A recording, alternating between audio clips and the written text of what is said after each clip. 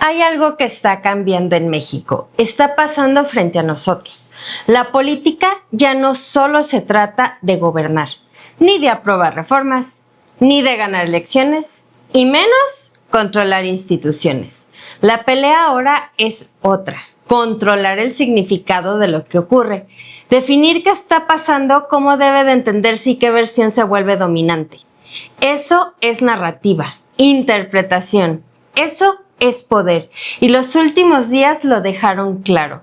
Mientras el país enfrenta violencia, desapariciones, desconfianza e inseguridad, el gobierno está instalando 4 narrativas al mismo tiempo. La primera, estamos reduciendo la violencia. La segunda, México tiene peso internacional. La tercera, la transformación sigue firme. La cuarta, la oposición exagera o distorsiona.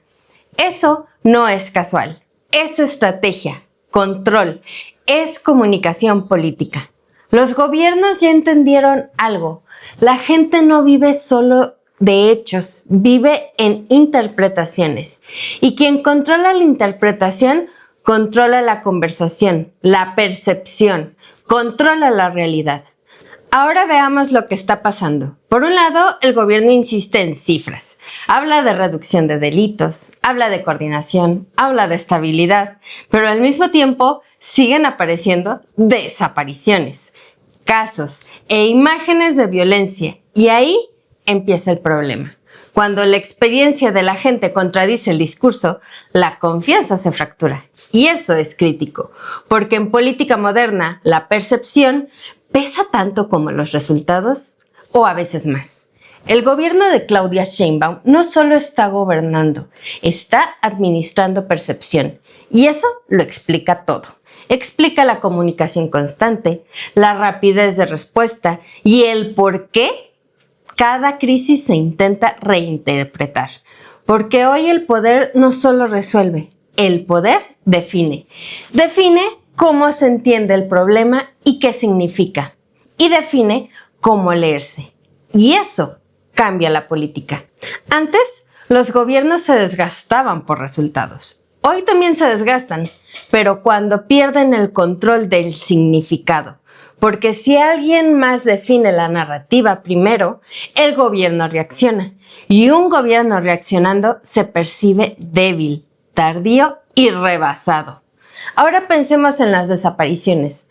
No es solo un problema de seguridad, es un tema profundamente humano, emocional, es un tema sensible. Hay actores que han logrado visibilizar esta realidad de forma constante. Han colocado el tema en la conversación pública.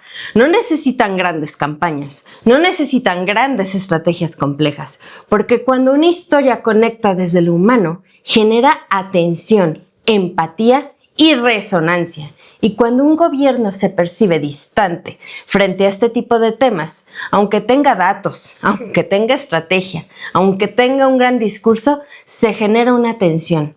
No necesariamente por lo que hace, sino por cómo se percibe. Y en política, esa percepción puede ser tan importante como la realidad misma. Ahora, súmale otro factor, la percepción internacional. México intenta proyectar estabilidad, fuerza, relevancia, pero hacia afuera sigue llegando noticias de violencia, de crimen, de desapariciones. Ahí nace una tensión, la distancia entre narrativa interna y percepción externa. Y eso importa, porque hoy los países compiten en percepción, en inversión, turismo, confianza, relaciones. Todo depende de la narrativa. Por eso se insiste en posicionar a México como relevante, como influyente, como estable. Es disputa narrativa. Y entonces aparece otro elemento. La oposición exagera. Eso no es defensa, es estrategia. Es una forma de sembrar dudas, de reducir impacto y de ganar tiempo. No necesitas destruir la narrativa rival, te basta con debilitarla. Pero aquí está el riesgo.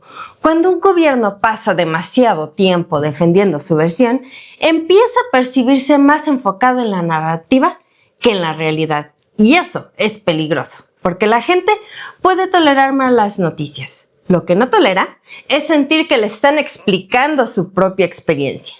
Ese es el punto más delicado. Hoy hay una tensión constante entre el discurso y realidad, entre lo que se dice y lo que se vive. Y cuando esa distancia crece, empieza el desgaste. No inmediato, no siempre visible, pero sí profundo, en credibilidad. Y la credibilidad lo es todo.